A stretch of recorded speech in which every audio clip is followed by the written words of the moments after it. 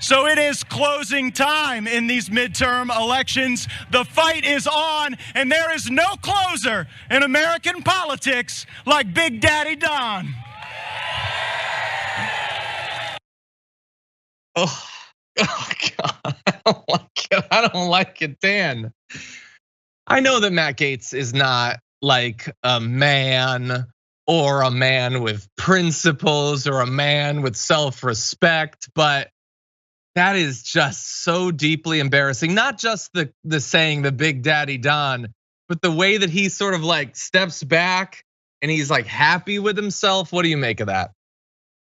Freud would run a clinic in 2022. That's what I make about it. I mean, you put aside the allegations that Matt Gaetz has got on and then juxtapose that with Big Daddy Donald. You take aside the whole how Matt Gaetz and Donald Trump, Donald Trump has this position in the Republican Party of being the leader, how everyone follows his lead, and then juxtapose that with Matt Gaetz saying Daddy Donald Trump. There's a lot to dig into there. There's a lot going on psychologically. Definitely on the scandalous versus Trump ticket, I think Matt Gaetz has picked his side for sure. Yeah, bear in mind, he could have gone and hung out with DeSantis. He chose to go with Trump. I don't think anyone's shocked by that. And that's fine, but like, why? I'm gonna say, why do they need to do this? But I already know why they need to do this. You know why they need to do this. Why does Matt Gaetz have to call Trump daddy?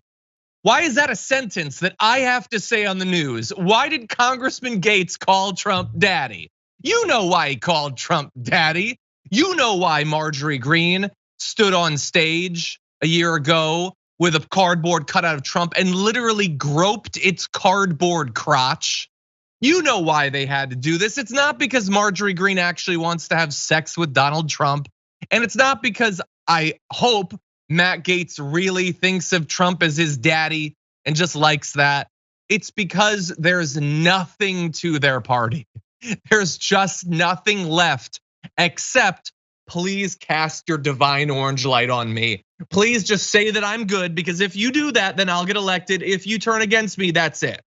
And all of them are just constantly afraid. And I don't just mean in the normal way that conservatives are constantly afraid of literally everything around them.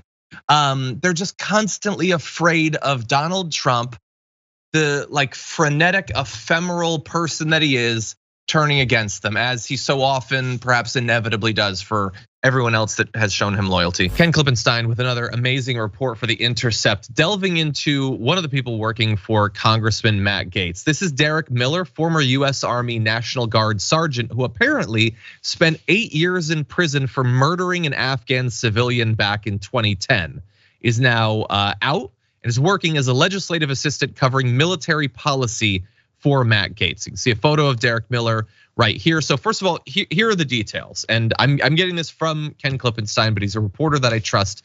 He says that while on a combat mission in Afghanistan, this is back in September 2010, Miller shot 27-year-old Aida Muhammad in the head during an interrogation. So from Miller's statement, he says he was acting in self-defense. Muhammad had walked through the defensive perimeter established by Miller's unit, could be a threat to his unit, and had tried to grab Miller's weapon during the interrogation. Where have we heard that before from cops constantly? But a different National Guard member testified that he heard Miller threaten to kill Muhammad if he didn't tell the truth, then sat on top of him. Muhammad was lying prone at the moment, before shooting him in the head, killing him.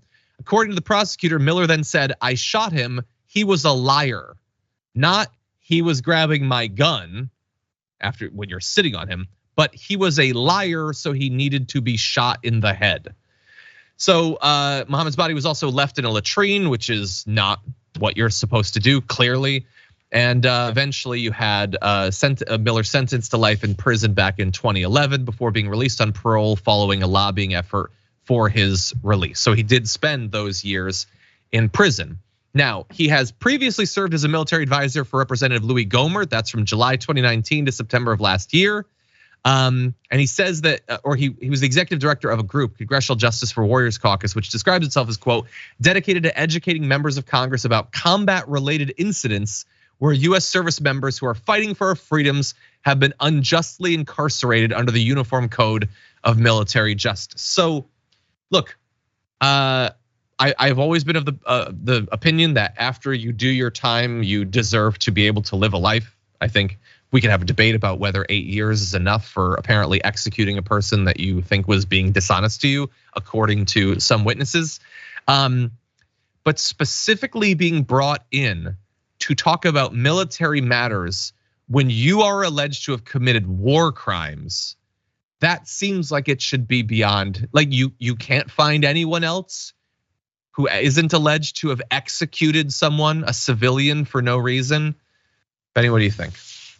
I mean, the unfortunate reality is like, look, knowing Republicans, like that's exactly what they want, right? That's what they want.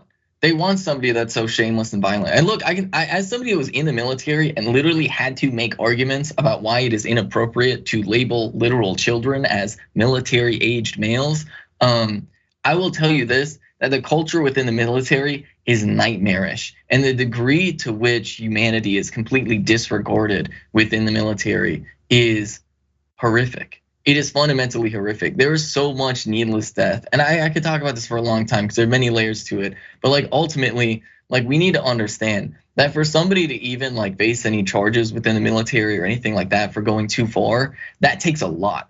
That takes a lot, a significant breach from the already toxic and violent culture that exists within the military.